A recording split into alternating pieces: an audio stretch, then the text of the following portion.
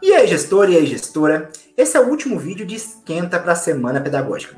E na próxima segunda-feira, dia 7, nós estaremos ao vivo, aqui no YouTube, ao lado de profissionais da educação, para debater a obra dos grandes teóricos da pedagogia. Jean Piaget, Rudolf Steiner, Maria Montessori e, claro, Paulo Freire.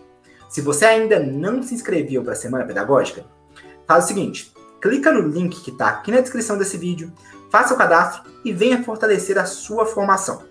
Nesse último vídeo, de esquenta para a Semana Pedagógica, nós vamos falar sobre Paulo Freire, o mais célebre educador brasileiro. Então, roda a vinheta e bora pro vídeo.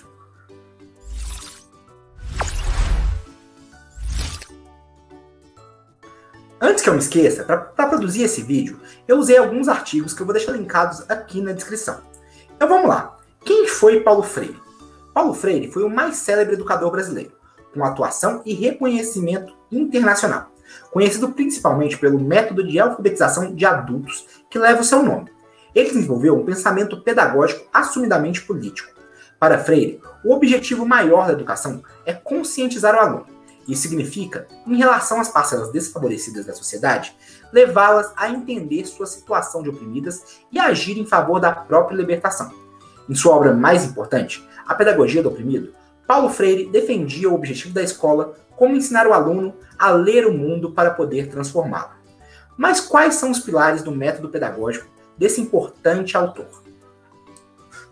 Ao propor uma prática de sala de aula que pudesse desenvolver a criticidade dos alunos, Freire condenava o ensino oferecido pela ampla maioria das escolas, isto é, as escolas burguesas, que ele qualificou de educação bancária.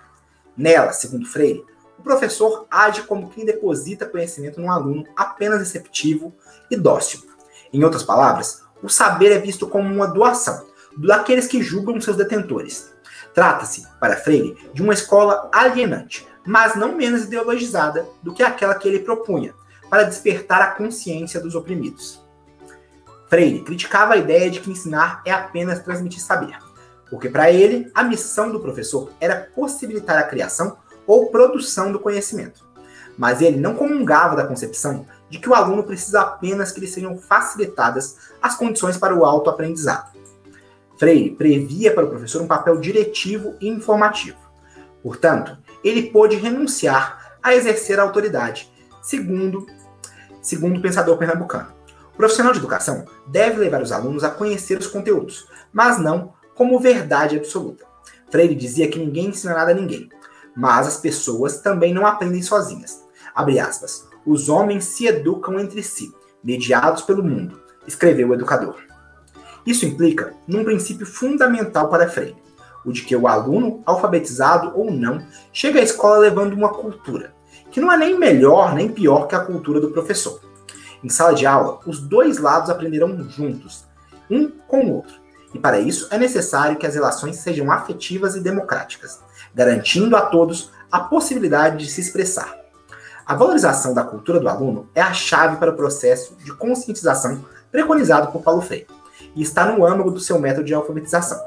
Formulado inicialmente para o ensino dos adultos, basicamente o método propõe a identificação e catalogação das palavras-chave do vocabulário dos alunos, as chamadas palavras geradoras. Elas devem sugerir situações da vida comuns e significativas para os integrantes da comunidade em que se atua, como por exemplo tijolo para os operários da construção civil.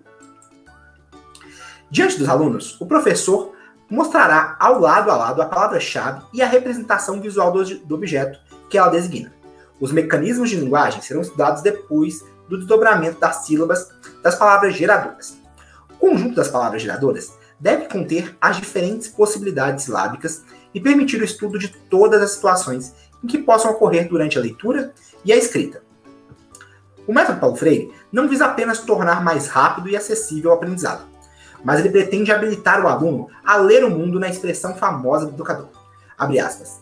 Trata-se de aprender a ler a realidade, conhecê-la, para em seguida poder reescrever essa realidade e transformá-la, dizia Freire. A alfabetização é, para o educador, um modo de os desfavorecidos romperem com o que chamou de cultura do silêncio e transformar a realidade como sujeitos da própria história. A escola idealizada por Paulo Freire deveria seguir a 3 princípios básicos: Primeiro, a investigação temática, pela qual o aluno e professor buscam no universo vocabular do aluno e da sociedade onde ele vive as palavras e temas centrais de sua biografia. Esta é a etapa de descoberta do universo vocabular, em que são levantadas as palavras e temas geradores relacionados com a vida cotidiana dos alfabetizandos e do grupo social ao qual eles pertencem. O segundo pilar, da educação de Paulo Freire é a tematização, pela qual o professor e o aluno codificam e decodificam esses temas. Ambos buscam o seu significado social, tomando assim consciência do mundo vivido.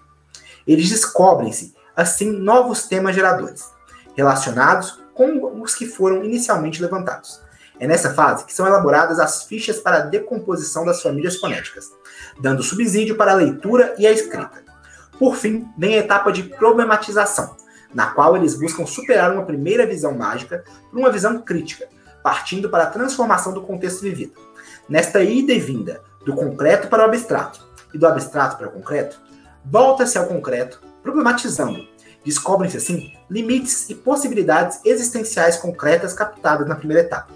Evidencia-se a necessidade de uma ação concreta, cultural, política e social, visando a superação de situações limite, isso é, de obstáculos ao processo de hominização.